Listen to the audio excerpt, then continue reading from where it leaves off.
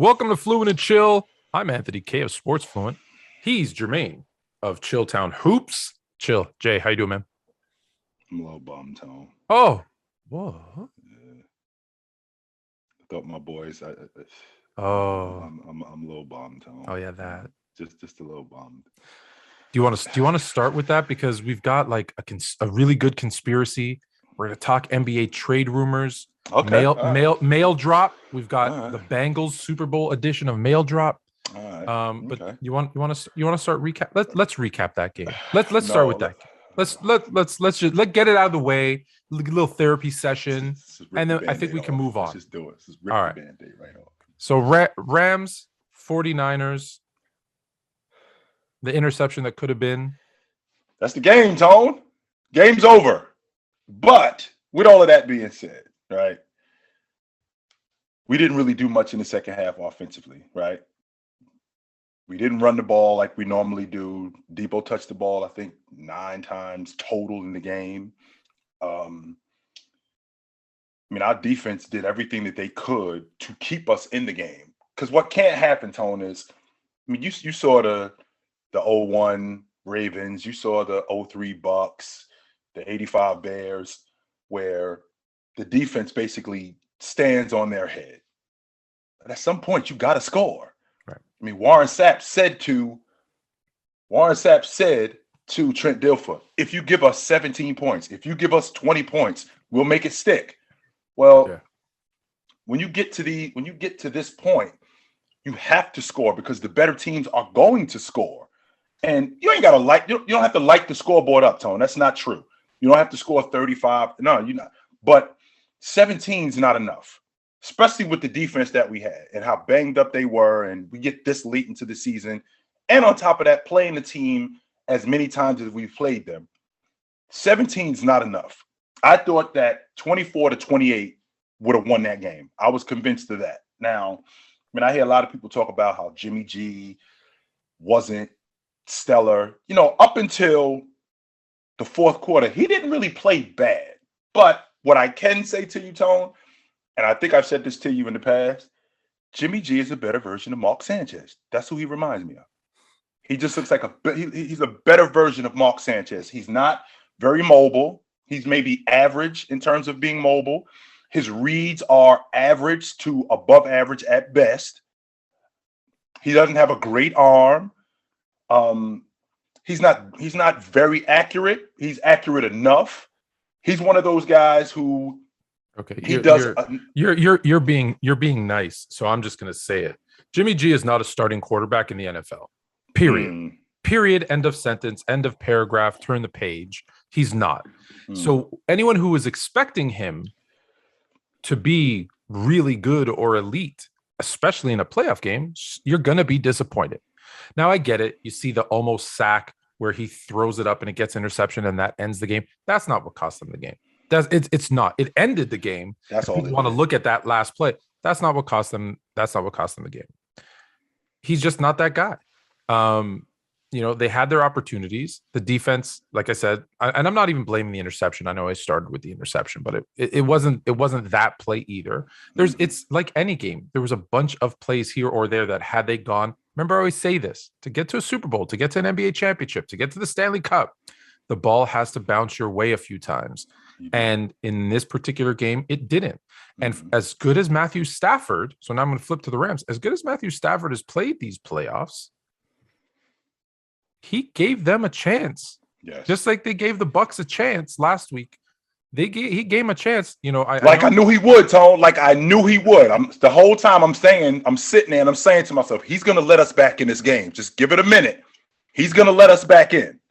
The difference between Matthew Stafford and the Lions and the Matthew Stafford with the Rams is going to be Sean McVay putting him in a position to succeed.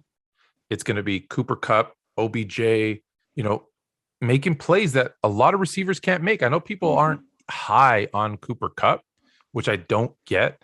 And let me make this distinction because people say, well, I'll pick all these wide receivers over him. Okay. I'm okay with I'm listen, if you say, hey, I'm going to take Devontae Adams, Justin Jefferson, DeAndre Hopkins, I'm taking those guys over Cooper Kupp. I get that. Notice I'm doing this motion. The reason I'm doing this motion is because you're talking about moving forward. But if I stop and look back at this season, you're not taking anybody else's season over him. Nobody. That's just a lie. If you do, you're lying. You're lying to yourself. You're lying to whoever's listening. You're not picking anybody else's season over his because he had the triple crown. He had the most receptions, the most yards, the most touchdowns. He's a heck of a route runner. He's also a heck of a blocker. And I had a wide receivers coach from a university that I know do me a favor. And I said, hey, break me down some game film. I know he only did it 30%, 35% of the time. But he ran some routes from the, because I was like, oh, he can't run out of the X. He can't be the outside receiver. You know what? He did it. And we saw the tape. And actually, he does it very well. Does he do it as much as DeAndre Hopkins, Devontae Adams? No. But guess what? Kareem Abdul-Jabbar is the all-time leader in NBA scoring. And all he can do is skyhook. That's it. Stop this and you stop me. Stop this and you stop me. Stop my one. If you can't stop me out of the slot, shame on you. Not shame on me. And why is that? And why is that even a question, Tone? And the reason why I'm asking you that is because if I'm not mistaken, 10 years ago, how much did you hear about Wes Welker this and Wes Welker that? Like you couldn't hear enough about Wes Welker. Wes Welker in the slot. He's the best slot receiver ever. Now all of a sudden, Cooper Kupp plays in the slot. He doesn't play on the edge enough. Well, actually, he does play on the edge. He might not play on the edge as much as he plays in the slot, but he's really good on the edge. Really good. And so I don't know what it is about him that people just want to find and point out all the things he can't do. It's two things, Tone. To be honest with you, the number one thing is last year, he wasn't great. He was good. And he went from being good to being elite. So this may very well look like something that may be a fluke. Like, wait a minute, this dude, this might be a fluke. And it might be. It might be. The second part about this, and I will absolutely say it, is because he's white. That's why. Wes Welker was white. And you know what Wes Welker wasn't doing? Wes Welker wasn't leading the league in touchdowns. Look, Wes Welker wasn't leading the league in receptions. Wes Welker wasn't leading the league in yards. I bet you if Devontae Adams, if Allen Robinson was leading the league in touchdowns, receptions, and yards, he'd be on SportsCenter. He'd be the lead on SportsCenter every week. Absolutely. I think about Jerry Rice, who did win the Triple Crown in '88. We didn't talk about Steve Largent nearly as much as we should have because he was absolutely awesome. And you know why we didn't talk about him? Because he was a 5'10" white guy in Seattle who really didn't look like much, even though he was doing so much work up there. So I absolutely think that has something to do with it. Listen, I always hope to say, oh, we're past that. I know we're not. In fact, on Friday's episode, we're going to talk about how last year there were 7 head coaching positions in the NFL, and only the last one, and I was told because there was pressure on the Houston Texans, the last one was a black hire who's subsequently been fired. This year, there's 9 openings. There's only 1 black coach in the NFL. 70% of the players are black. We're going to talk about the percentage of ex-players. We're going to talk about we're going to dive into that on Friday. Absolutely. But there's 9 openings this year with only 1 black head coach. And I think 4 hires, all a bunch of nice guys that we know. Mm-hmm. We're going to talk about that's on Friday. So as much as I say, I hope that it's not that. It's interesting you mentioned that too, because since we're on the subject of conspiracy theory, since we on that subject, you got something pretty good today, huh? It's not me. This is yours. Because I follow you on TikTok. I watch your TikToks. That's how I first heard about you. And you brought up one. So I want you to tell us about. So Michael Jordan, the famous flu game, goes into Utah. You could tell that he's dying, and puts on a performance reminiscent of like Willis Reed coming out for the Knicks. I think Paul Pierce tried to copy him when he had diarrhea. Like we had these other cases. So tell me about, as we like to do with conspiracy, we tell both sides. So start with what rabbit hole you went down on your TikTok. Let me paint this picture for you, right? It's 1997. Jordan is still in the prime of his career. Not only is he in the prime of his career, he's chasing legacy. right? He just won the season before that, won his 4th championship in 6 years, right? So he's went basically 72-10. By the way, let's make sure we clear on that. And then this season, they won 69 games, and they're awesome. And he's chasing history. What I mean when I say he's chasing history, he's trying to surpass what he had already done. We won a championship 3 times in a row. Bird can't say that. Magic can't say that. Jabbar can't say that. These are the guys who... At that point, only George Mikan and Bill Russell. That's it. Could say nobody that they else three-peated or more in the case of Russell. Nobody else could say that they've done that. And we trying to do it twice. Now, I already did it once. I'm trying to do it twice. Yes. And we're playing against a really good Utah team. We ain't playing against a team that's just good for the Western Conference. No, they got a legit shot at beating us. And the series is tied 2-2. Right?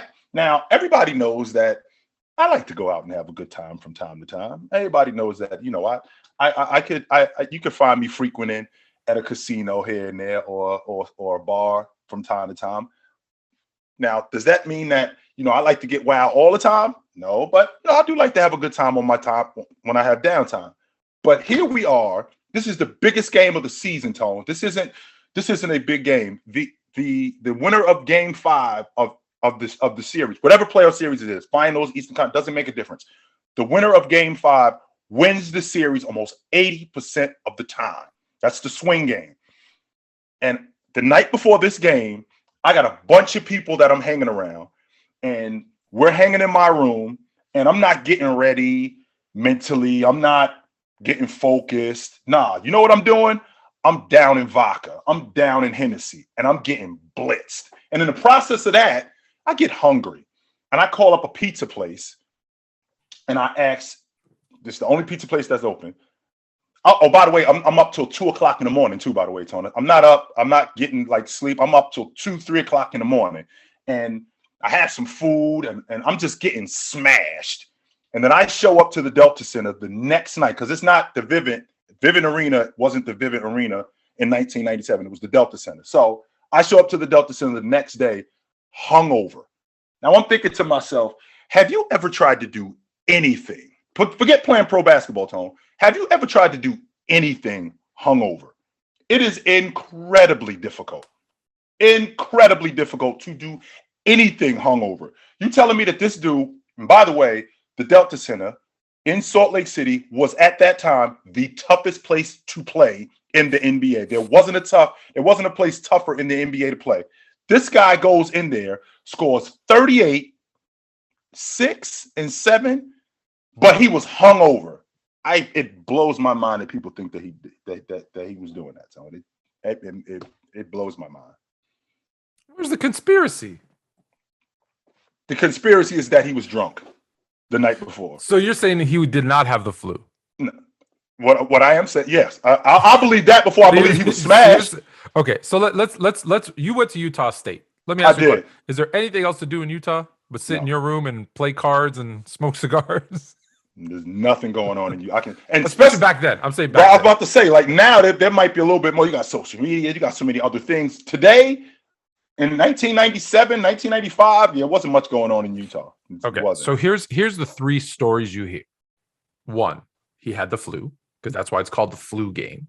Mm-hmm. 2, something was up with that pizza and he had food poisoning.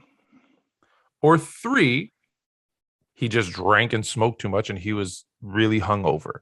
However, put the numbers back up, Tom. Put the numbers back up. That one right there, number 2. That's the one I'm looking at. Number 2? Yes, number 2. That's the one I'm liking. The food poisoning? That's the food poisoning. I think he has some bad food, because you're not. It's blowing my mind, Tone. That I'm in the night before the game. I'm getting blitzed with a bunch of people. Like I don't have nothing to do tomorrow. No. So let me say this. 1, flu game sounds a lot better than food poisoning game or rotten guts game. Sounds much better than the hangover game. Although nice trilogy of movies. 3rd one not as good as the other 2. But the flu game sounds better. But let me say this, because people forget, because people are thinking like when they're 22 and they're like, what are you talking about? I was up drinking all night, didn't sleep, went to work all day. No problem. Yeah, I've done that. I've done that too. It's a little different when you're 35. Not the same. It's not the same when you're 35 and you got to play professional basketball against the greatest athletes in the world. Like, it's different. But let me say this. One, I think it was food poisoning, to be honest. I think the mixture of the vodka, the Henny, the cigars, the pizza. Listen, pizza just naturally, if you just think about it, and think back. Anytime you've eaten a lot of pizza, especially depending on what you put on it, tends to give you heartburn. Doesn't go down as smooth as what you're saying, Tom? It doesn't go down smooth. You mix that with cigars and booze. So wait. So he was. So you under the impression that he was sipping a little something that night? Oh, of course. I've never seen him not sipping something. Oh man. I watched the last Dance. He's just. But it's funny. People want to knock him for that, or knock players. Like, I remember people say, back in the 70s, they used to, smoke cigarettes at halftime. That's more impressive. That's not less impressive. That's more impressive. So my thing is, for me, I get it. It's called the flu game. That's a good marketing spin, I believe, is what we call it in the marketing business. That's a good marketing spin, the flu game. But let me ask. But when people want to say, well, it wasn't really the flu. It was food poisoning. He was hungover. It was alcohol poisoning. Does that make it less impressive?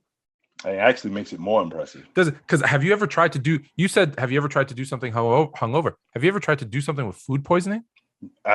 When your belly's doing backflips and I can't even stand up. I've had food poisoning and I can't stand up. Forget doing anything. I could hardly stand up. I'm in the bed, which is probably why Pippen had to help him right. To the bench. Right, absolutely. I have a difficult time, Tone, when I listen to people talk to me about, even you. I'm listening to you tell me. By the way, Tone, his trainer is in the room. The dude who is responsible for keeping my body in good health and what I'm consuming. I'm in there with him, and I'm down in vodka. And maybe because the game is the next night, maybe I'm not down in vodka, according to you guys. Maybe I'm just sipping a little something. I'm not down in vodka. I can have a drink. No, Tone, that's not going on. Because there was a time in my life when I replaced water with vodka. There was a time in my life. And how'd that go? How'd that go? Well, let's just say I don't do that anymore. Yeah, not so much. I probably figured that out. Not so much. Absolutely. So I'm thinking about this guy who is not just the best basketball player in the game. I'm going up against the league MVP.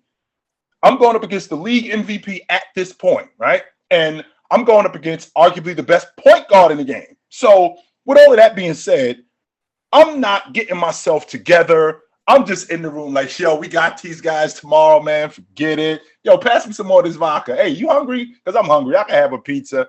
That this guy is just in his room, hanging out with a bunch of people like there's nothing going on and there's nothing at stake. It blows my mind that people think that, Tom. No way. And this is why I say this. When people say players from the older era couldn't hang in today's era, I laugh. Because I'm like, they did that while drinking and smoking and not sleeping. And you get a good trainer with those guys, you think they're going to be worse? All right. So we'll leave it at that. So let's leave. So whatever you believe. All right. So we're supposed to make a judgment. So food poisoning. Food poisoning. Hangover. Sorry, Zoe. Food poisoning. That's where I'm going. Food poisoning, right. No hangover. I'm not buying that. All right. No. So instead of the flu game, ladies and gentlemen, because I actually agree with you, we call it the Rotten Guts game. Is the 1997 Jordan Rotten Guts game was epic. Because and real quick, Tone, I don't know if you know this because you're a Kobe guy. Rewind the clock back to the Western Conference Finals in 2002. The Los Angeles Lakers are staying at the Sheraton in Sacramento. Kobe Bryant eats some bad food. Not only does he eat some bad food, he comes into the game not feeling great. In the Rotten Guts game, and just so you know, the Lakers, they checked out of that hotel the next day. They were gone. Oh, they listen, didn't stay there. They were gone. If we're talking about the true conspiracy, true conspiracy is the pizza guys knew that it was going to Jordan's room, and they purposely did something to the pizza to make sure that he wasn't feeling well. And, there was a guy from the pizza place came on. I think it was the Dan Patrick show or one of these shows like, what? No, absolutely not.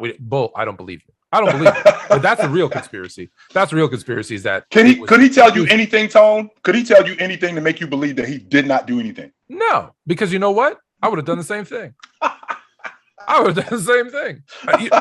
Again, I'm assuming, right? You're a pizza guy. He's what, 20 years old, 30 years old, whatever it is. He's in Utah. Their Jazz are in the NBA Finals. Karl Malone, John Stockton, 2-2. Like you said, I want to give them an edge. I wouldn't be. I'm not saying do it. I'm not saying. Let me look into I'm not saying do it. I'm saying I feel like Chris Rock. Do you remember Chris Rock? He used to be like I'd never hit my wife, but I understand. Yeah, I disagree with all of that, by the way. But I wouldn't poison someone, but I understand. You're a 20-year-old kid. I'm a 20-year-old kid. You got a pizza spot. 22-year-old kid, and the Toronto Raptors are in the NBA Finals for the first time in their history, by the way. And the series is tied 2-2, and LeBron James orders pizza. Oh! I'm doing something to that pizza. Right. And when I say something, I'm not saying like I'm gonna put in like illicit drugs and stuff. Rat poisoning or something like that. I'm not trying to kill him, but I'm like, it's gonna be undercooked. There might be some moldy cheese in there. There's gonna be something that he's gonna feel the next day, right? He's not sleeping that night. Him and the porcelain princess over there, they're gonna be friends for as long as they possibly. Oh yeah, 100%. I'm not gonna shy away from that. I'll do it. I was gonna say don't at me. At me, I don't care. I do it, and you know what? You do the same. And if you don't, I'm looking in the camera again to anybody who's watching. Don't forget to subscribe. You're lying. You do the same thing. If you're a true sports fanatic, because we forget the word fan is just short for fanatic. So if you're a fanatic, you're doing. Now, if you don't care about the game, then you're not going to do anything. But if you're a huge fan, listen. If my Chicago Bears, I love my Chicago Bears. My Chicago Bears, it's been since 2006. But if they make it back to the Super Bowl, and they're playing, let's see, who could they be playing in the AFC? They're playing Los Angeles, the Chargers. They're playing the Chargers, and I get to mess around with Herbert's food. I'm doing it. There. Hopefully that never happens because then they're coming right to me. I'm doing it. All right. So that was that. We gave you double dose of conspiracy, and I think we both agree it's food poisoning, and you agree that the pizza guy did something, right? Okay, thank you. I believe that more than he was smashed. Okay, all right. I'll believe that more than he was smashed. Yes. So now to today's NBA.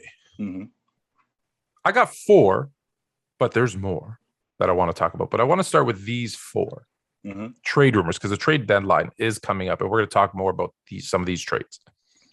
So I'm going to start in the West. Apparently the Pelicans, we know that Portland needs to do something, right? Portland's not going anywhere. So they need to start, and we've heard about Nurkic as well. But I want to start with the CJ McCollum. So apparently the Pelicans, fly Pelican. I can't say Pelican without thinking of Scarface. Fly Pelican. CJ McCollum is a target of the Pelicans. Why?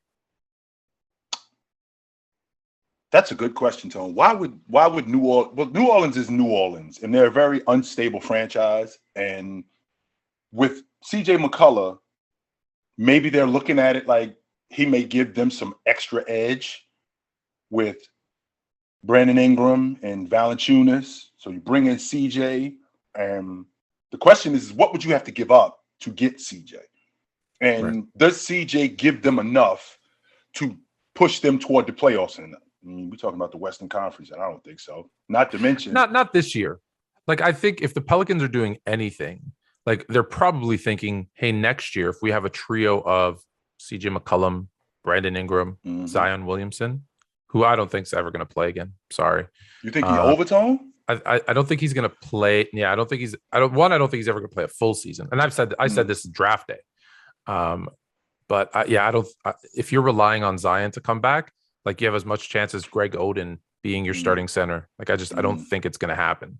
But maybe they're hopefully optimistic. So I could see next year having CJ Ingram, and if you think Williamson's going to be back, having that trio, CJ McCollum being that kind of veteran scorer. I could see that being a plan because this year, look, I don't think they're going anywhere this year. Well, when I look at CJ and I look at what he's done, I mean, we are talking about a 20-a-game scorer, Tone. Yeah, we're not he talking can. about. Hey, he's a bucket. We're not talking about a guy who's just okay. We're talking about a guy who's 20 a game. So with that being said, he can help them. Now, is he a guy that's they're moving forward with in the future? I mean, how many more years do you think CJ got? I mean, CJ, I think he's in year 8 now. So I think they've gotten him. If they were to get him, they get him in his prime, and it would be obvious that Portland is definitely moving towards starting over. So that would definitely mean that Dame is next. And we would have to get some draft picks out of this. And when I say draft picks, Tone, I mean some ones because they're starting over. Yeah, exactly. You're basically saying, hey, Dame's forget this year, and then let's retool, let's rebuild. And literally, I would get rid of everybody and say, okay, who's Dame going to be next year? Okay, he's going to be this guy. What does he need around him to have a chance? Right. And if you can clear out all the salary cap, right, you look for another superstar, of course, and then a bunch of those key supporting roles that will play their role, understand their role, be excited to play in Portland, which is it's a tough sell for most players. But yeah, that's what you got to do in Portland, right? Does Dame want to be? Because otherwise, Dame needs to go too. That's my point, Tone. Because does Dame want to be? We're talking about a guy who's in a year. I think he's in year 10 now. Do I want to be a part of a rebuild? I'm 31 years old. I probably got 4 more years left at this level before I start slowing down. And I got to maximize this. And do I want to be a part? This is something that has to work. Whatever you guys are doing, this isn't something that I hope that you get it right. No, this is something that has to work. And because of that, do I want to be a part of that? I don't know if I want to be a part of that. Listen, I'm not suggesting a rebuild like what they did to Harden. Right, where they got rid of everybody and they bring in a bunch of young guys, a John Wall on a prove it deal, I think Boogie Cousins on a prove it deal, and then a bunch of kids, and then Harden's like, forget this, get me out of town, right? No, you can't do that to him. But we've seen in the NBA, you can like flip 8 to 10 guys on your roster, and it's a brand new team, but it's not a rebuild, right? Because it's again, you bring in I don't even know who's I'm not looking at the free agents right now. But I don't know. There's going to be some superstar free agents available. I'm sure there is every year. And you bring, 2 of those guys in, 1 of those guys in, and a bunch of role players. Or you could flip. The Boston Celtics proved that in 2008 that you could flip 2 or 3 guys and we could be right back in the middle of it. Yeah, absolutely. Hey, Paul Pierce. We're going to make a trade for Kevin Garnett and Ray Allen, and all of a sudden, hey, we're the big 3. Yeah, yeah, you can do that. So for sure. It didn't work out for the Clippers, but the Clippers did it just recently. Where hey, Paul George, Kawhi Leonard's going to sign. Boom, there you go. You got an instant contender, right? It didn't work out, but at least you have a shot. All right. The next one is interesting because we trust Woj, even though someone in our TikTok live told us Shams is really the guy who's more accurate, but we trust Woj, and Woj says that the Kings aren't all the way out on Ben Simmons. And I've said this before. I don't think it's his ideal landing situation, but I think the Kings is the best situation for Ben Simmons to be the leader of that team where there's low expectations. I think he'd really thrive. I actually think it's Minnesota, to be honest. Oh, okay. I like him. I like Philadelphia calling up Minnesota and asking for D'Angelo Russell and another role player. And Ben Simmons is with that group. And now there's the playmaker that Cat is looking for. There's the playmaker that Anthony Edwards is looking for. It might be a similar situation in Philadelphia in terms of players. So Cat basically replaces Embiid, but he does have, number one, it's a smaller market. So the heat that he would get in Philly, he's not going to get that in Minnesota. So I think it would be a better situation for him.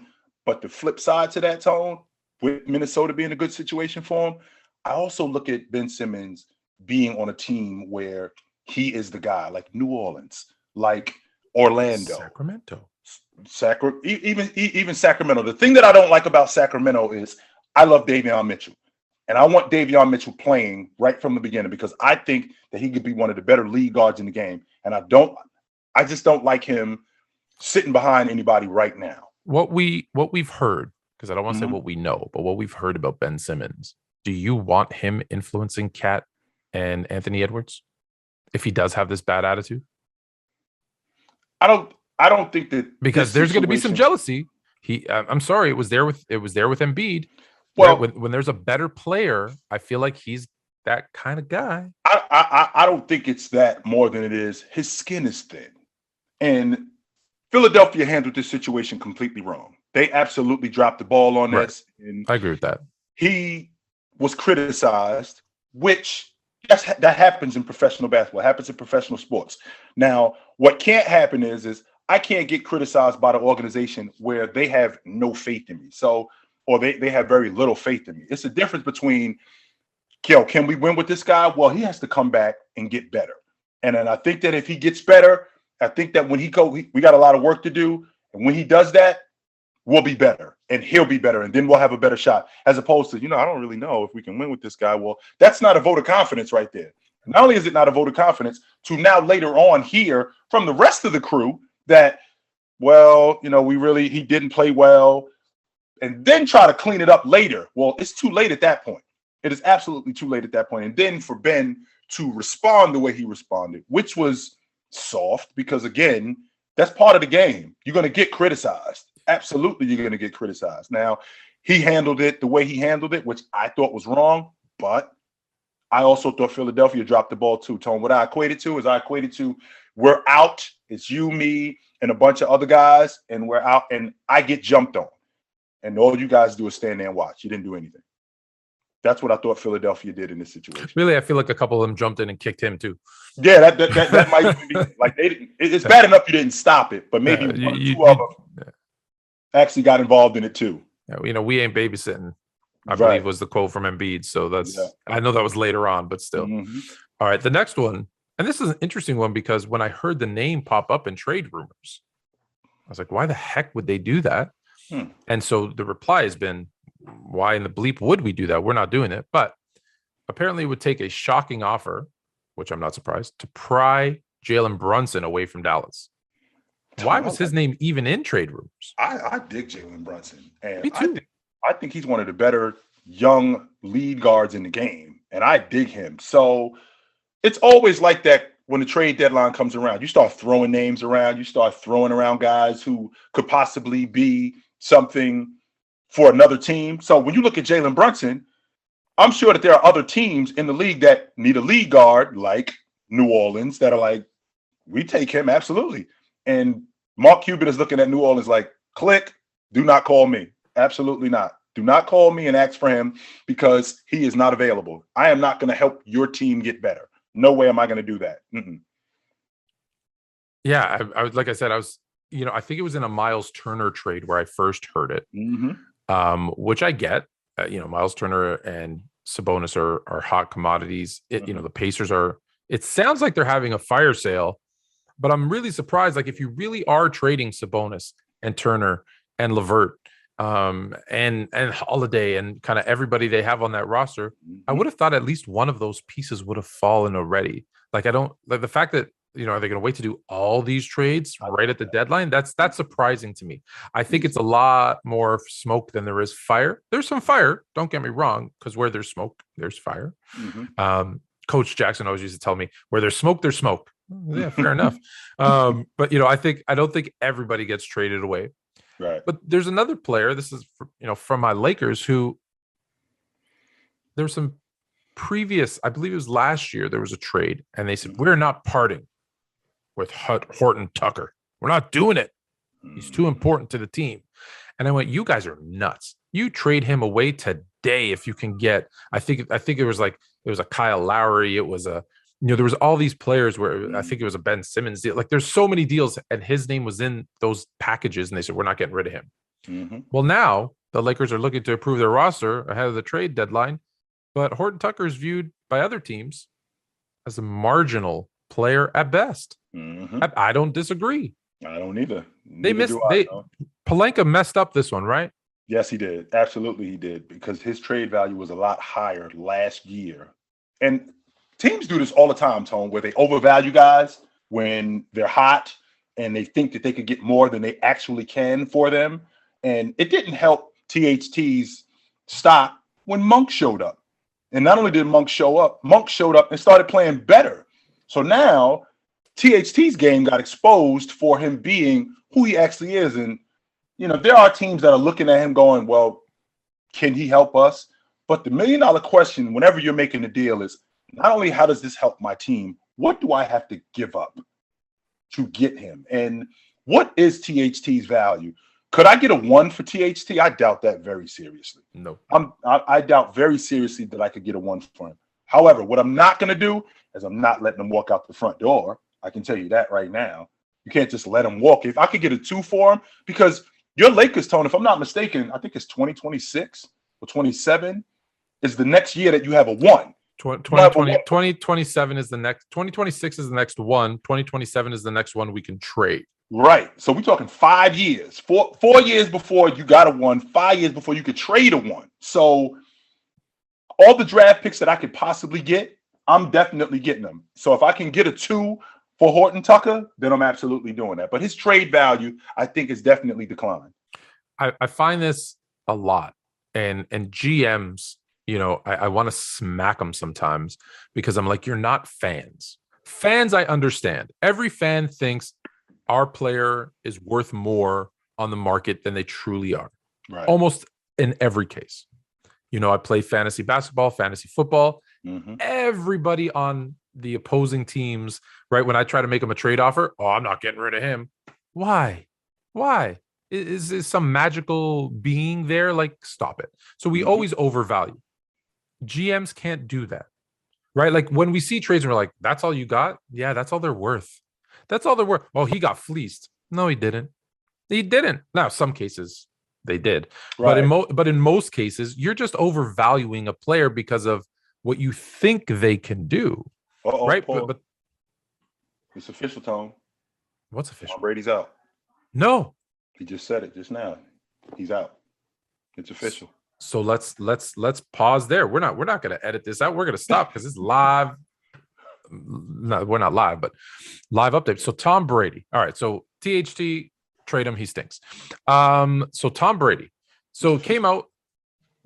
Schefter, I think, reported it that he was traded. He said, I hadn't made my decision yet. I think he wanted to break the news, which is why he had said he hadn't decided yet.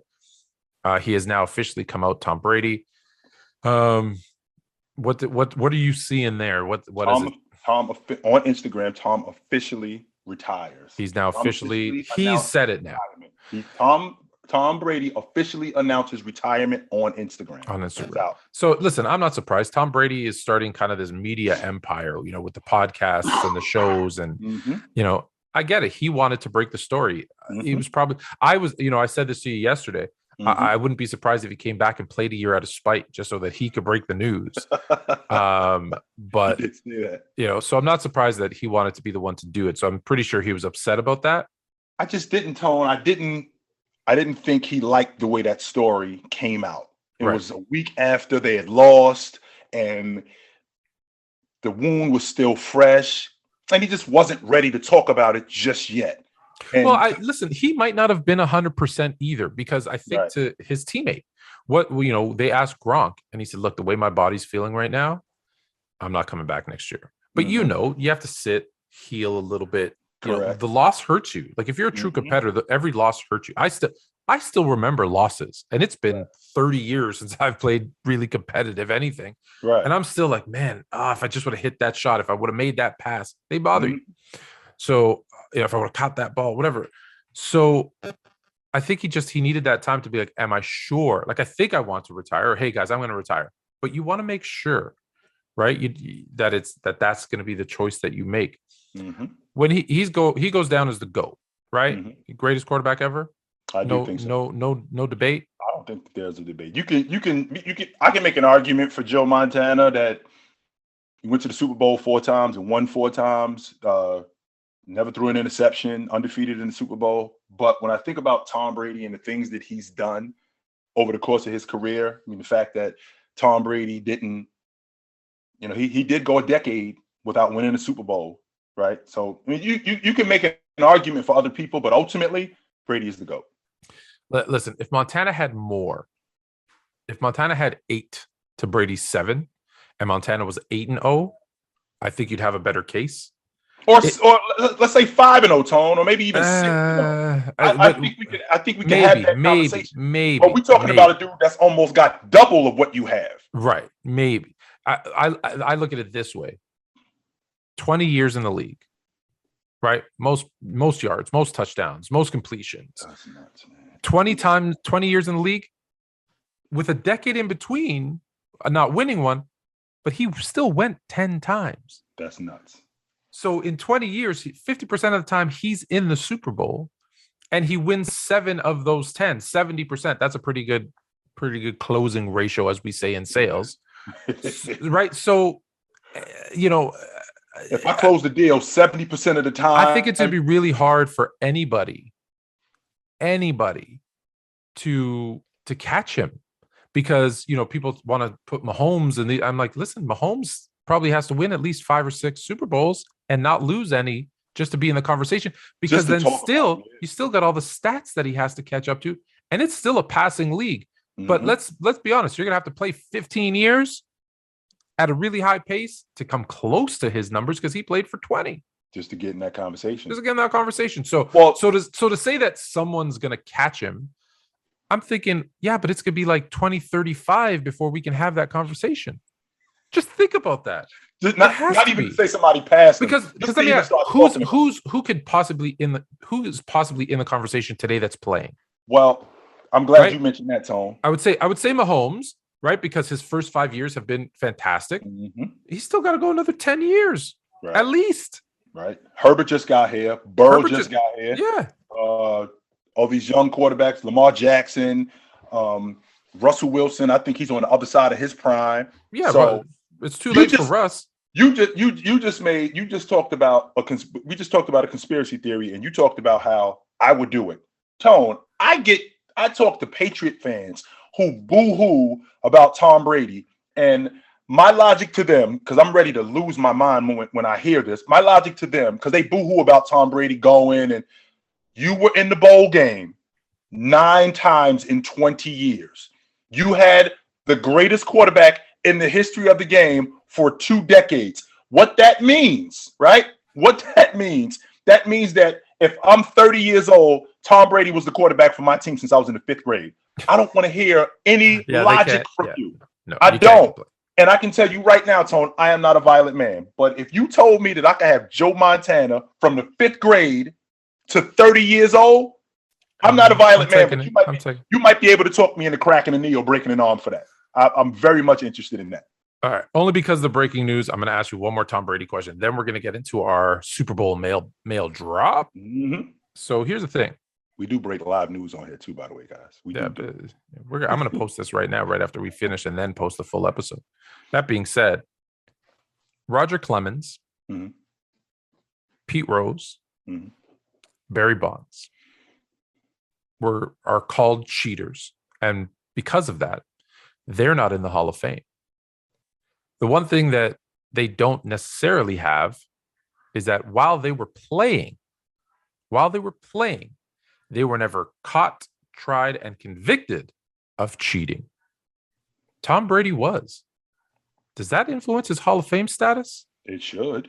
It absolutely. And not only should it, but take it a step further than that, Tone. Like you just said, they were never caught, tried, and convicted. First of all, there wasn't a rule to say that I couldn't do this. There was no rules to say that I can't do steroids. There was no rule to say that I couldn't do this. Right. That's number one. Number two. People seem to forget that. Let's make sure that steroids was not illegal in pro baseball. Now, Pete Rose, there was a rule. Right. There was a rule. There was a rule. However, there was not only was there not a rule, there were guys who were doing it who made it clear that we were doing it. So prime example would be Jose Canseco. Everybody roasted Jose Canseco, and he got such heat for talking about, or he's a snitch, or not only a snitch, but he doesn't have any credibility. I absolutely believed his story, because basically what he told me was not only was Mark McGwire on the juice, where do you think he was getting it from? Who do you think he was getting it from? His Bash brother. Right. Where do you think he was getting it from? So when I think about Tom Brady's situation with it, first of all, I think it was a made up story. But even with that being said, there are rules here, and those rules weren't followed. With the steroid issue, there was no rule to say that I couldn't do this. Well, and let's be honest, you've got guys in the Hall of Fame who use steroids. David got caught Ortiz, for using David steroids. Ortiz said that he did it, and he just got elected into the Hall of Fame. I have no respect, and the Baseball Hall of Fame has no validity for me, none whatsoever. The best players. The Houston Astros got caught cheating in the World Series, and they're still the World Series champs. That thing did not get scratched out. So how can you say these three guys can't be in? Okay, so back the actual question is: so do you think it affects his, or is he still, because of everything else, he's still a first ballot Hall of Fame? I do think he's a first ballot Hall of Famer, but there is that cloud that he was cheating with. What was it? Was it not Bounty Gate? I'm sorry. What was that called? Deflate Gate. Deflate Gate. Yeah, there's too many gates. There's Deflate Gate, Spy Gate, right? All the gates in the Patriots' history. Mm-hmm. All right, we're gonna do mail Super Bowl edition. Mm-hmm. Here we go. Can the Bengals? I'm surprised. Listen, I'm not surprised. This is the first question that I got sent. Can the Bengals protect Joe Burrow from that Rams pass rush? I don't think it's going to matter, to be honest with you, Tom, because, I mean, I watched him win against Tennessee, and he got sacked 9 times. So he's going to have to deal with that pass rush. It's just a better pass rush, but him just staying upright and him having to be more mobile is going to be a huge factor in this game because he's going to get sacked. They're going to get to him. So your answer to question 1 is no, they can't protect him. No, they can't. Okay. And I agree with you. No, they can't, because you're jumping ahead, because question 2 is, does it matter if they can or cannot protect? It was an A and B question. Maybe I should have said both. So no, you don't think it matters because, heck, they couldn't protect him against Tennessee. They couldn't protect him against the Chiefs. They couldn't protect him against even Oakland, I guess. And he just keeps winning, right? He's still gonna get attacked. So the question is, can he stay upright? Now we're going to jump over to the Rams with this one. Oh, boy. So I think we all agree Matthew Stafford is an upgrade from Jared Goff. How much of an upgrade, I think, is debatable. We sometimes forget that Matthew Stafford threw the most interceptions this season in the NFL. We forget that, I believe his name is... Make sure you reiterate that, Tom. Matt Stafford led the league in interceptions, folks. Make sure we clear on that. He did do that. People seem to forget. We also, we talked about it earlier, Tart, who will probably have nightmares for the rest of his NFL career, because if he catches that ball, the 49ers win, and everyone's saying, see, Matthew Stafford, told you, he threw away the game like he always does. How many bad throws? And there was more. Don't get me wrong. He has some. This is what I tell you, drives me crazy about Matthew Stafford. He throws some balls that I'm like, wow, that's the best throw I've ever seen. And then he throws somewhere I was like, wow, what the heck was he thinking? What are you doing? How many bad throws does Matthew Stafford have in him? We talked about it, right? We said week 1, week 2 in the playoffs, he was almost perfect. Mm-hmm. Week 3 against the 49ers, we saw he almost threw away that game. So how many does he have in him this week? You just answered that, Tom. You just answered that. As many good throws as he has in him, he has just as many bad throws. So for every back shoulder, 15-yard out route that a guy runs where you like, wow, he'll throw into double coverage. And you're thinking, what are you doing? Oh, my God. So you think he's going to give the Bengals defense, who are surprisingly been really good. Very good. He's going to give them a couple opportunities. Tone, you already had this discussion. I'm watching the game and I'm saying he's going to let us back and just give it some time. He's going to give you an opportunity. Don't worry. Give me a number. How many bad throws do you think? On the low end, 6.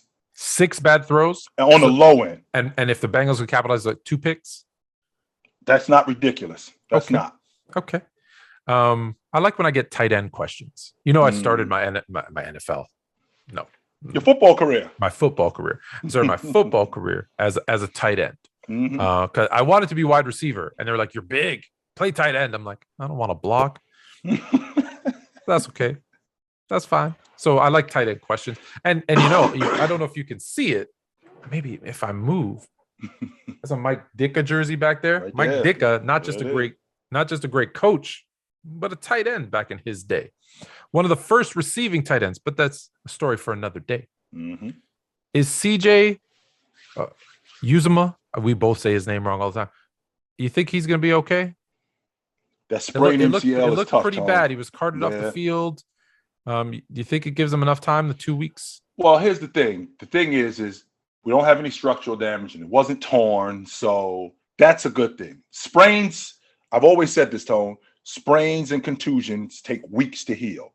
Torn ligaments and broken bones take months. So he's got 2 weeks to just hang and get therapy. And maybe after 2 weeks, he may very well be ready. Now, if we had something different, I think we have a different conversation. But I think he'll be ready.